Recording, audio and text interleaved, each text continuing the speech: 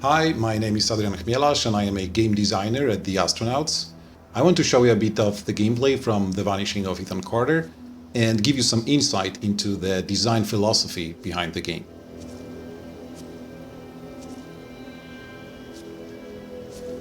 I am a couple of minutes into the game now, past the intro, so let me quickly introduce our hero.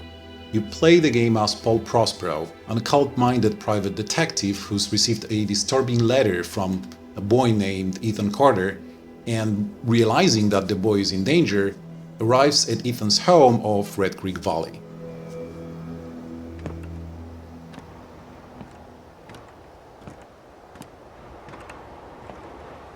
Red Creek Valley seemed like a quiet, ordinary place. I've learned two things in my life. No place is truly quiet, and nowhere is really ordinary. Ethan warned me about that. Warned me not to be fooled by what I saw here. He didn't need to worry. I'd worked dozens of cases, hundreds. This would be my last one.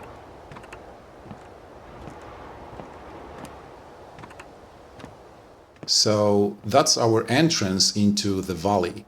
It's a pretty large place to explore. Later in the game, for example, you can also explore everything we see here, that other side of the lake. Actually, if you wanted to, you could go there right now, because we're not putting any artificial blockers in your way. It's totally up to you as to how you go about on your quest of helping Ethan.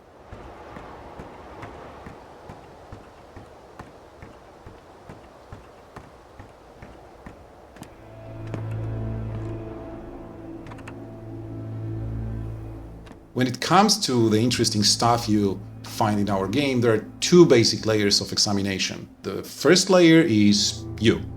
We're happy to let you look around and think and speculate and draw your own conclusions about what you see. For example, you may notice that there is some blood on the rail car, but there is none on the bridge. So whatever bad happened, it didn't happen here. The second layer is this.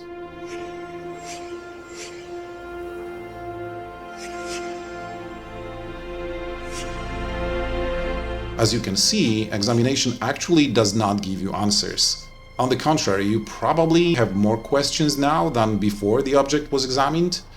But what is happening with that crank word? Well, this is where we begin to scratch the surface of a certain special ability of our detective. First, let's zero in on the direction of the item. And now let's see the item's surroundings. Let's see, the crank is near some rocks by the water. That's our main clue to go on. But if you look a little longer, you can find additional clues as for the item's location, like the relation of this place to the dam we saw in the distance. Okay, so we know that the crank can be found on the lake's rocky shore. Let's go and see if we can find the item. This is a different type of approach to the problem of finding important items in the average adventure game. In Ethan Carter, you don't have to randomly comb the environment. All you need is to be aware of the environment and try to compare the vision you just had with what you see around you.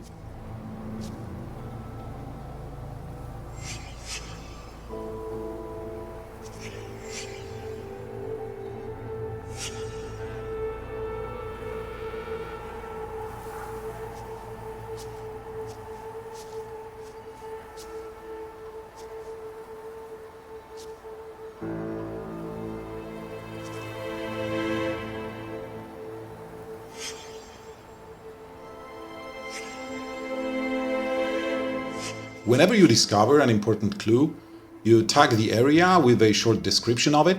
This helps to build a mental 3D image of the scene and is another step to understanding what exactly happened here.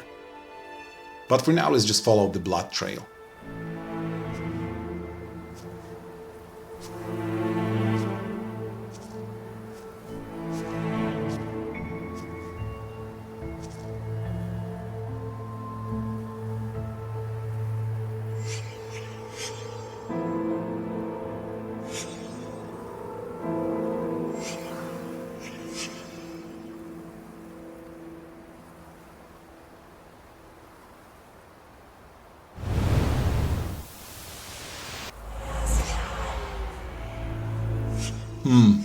Alright, it seems I cannot connect with the deceased yet, as the death scene has been altered in some way.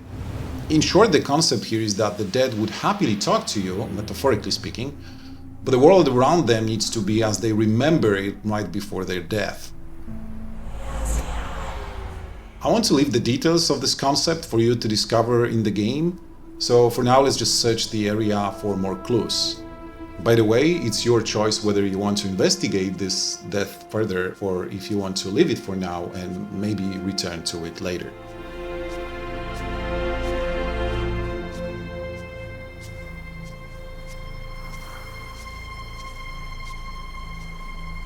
A body of water, rocks, the dam in the distance. This must be the place where we can find the crank, so let's look for it.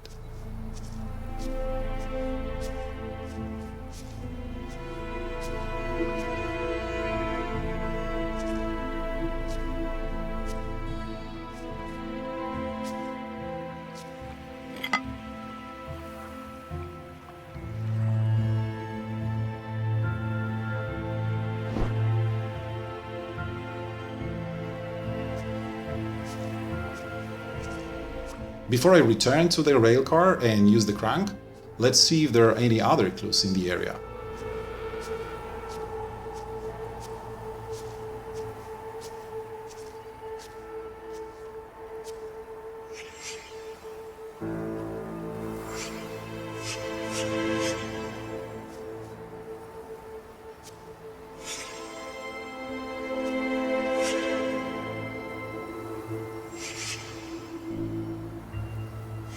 I know it's obvious to everybody that this is where the railcar stood originally for months or years, but we keep the game systems consistent, so if there is a place from which an object is missing, you can always locate such object through your vision, even if you already know the location of it perfectly well.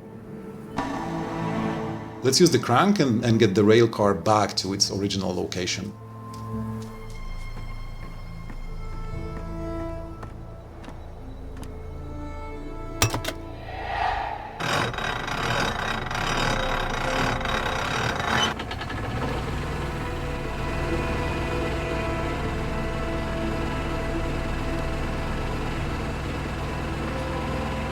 There is a couple more things to do in the area before it's restored to how it was right before the deceased's death, but I want to avoid spoiling this fragment of the game to death, so let's just travel in space and time to what can happen a bit later. I've restored the death scene, so let's go and talk to our corpse.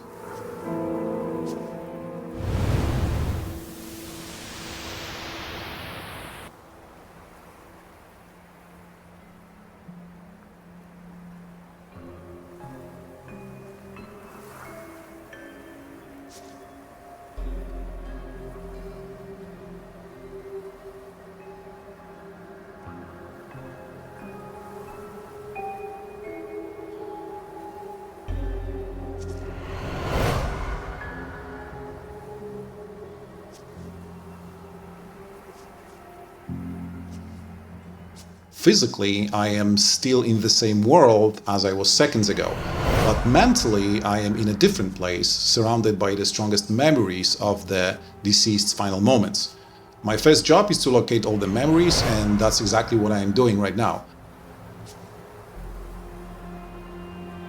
When you find all the memories, the next phase begins. In order to sink deeper with this death imprint, you need to build a mental image of the chronology of the entire murder.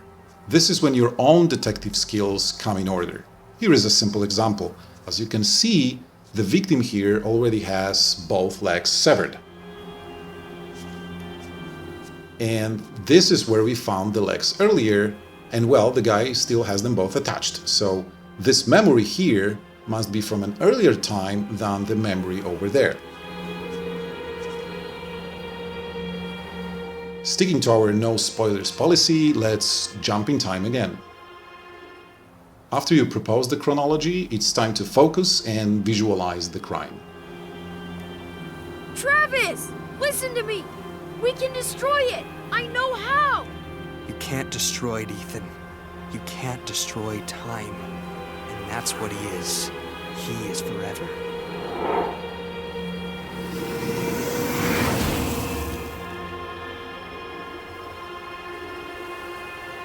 Okay, so something went wrong. It's not how it all happened. I got the first memory right, but not the second one. But I'll leave it for you to figure out the right order, so let's jump in time again. After you solve the chronology and thus sink deeper with the death imprint and understand it better what happened here and how it can help you find Ethan, you can see one more thing. Everything we dealt with previously happened before the deceased's death, but when we are in full sync, we can actually witness the dead man's first memory after his death.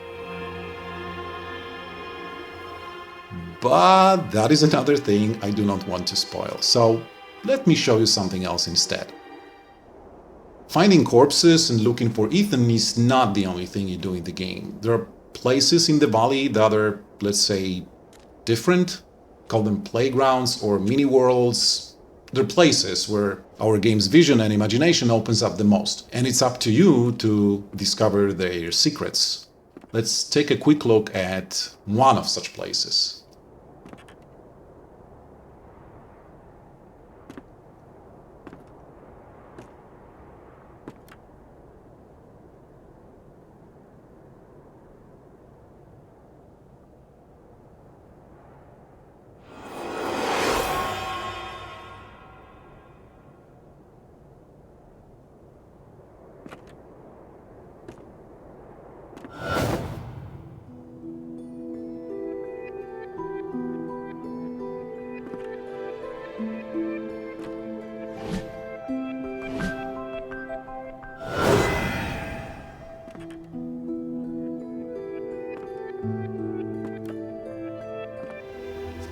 And here is another weird place.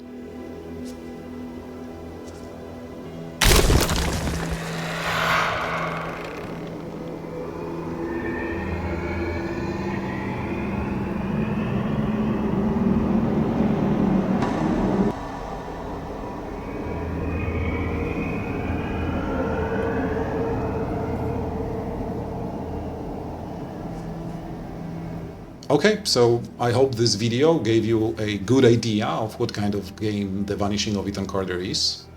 Thank you for watching.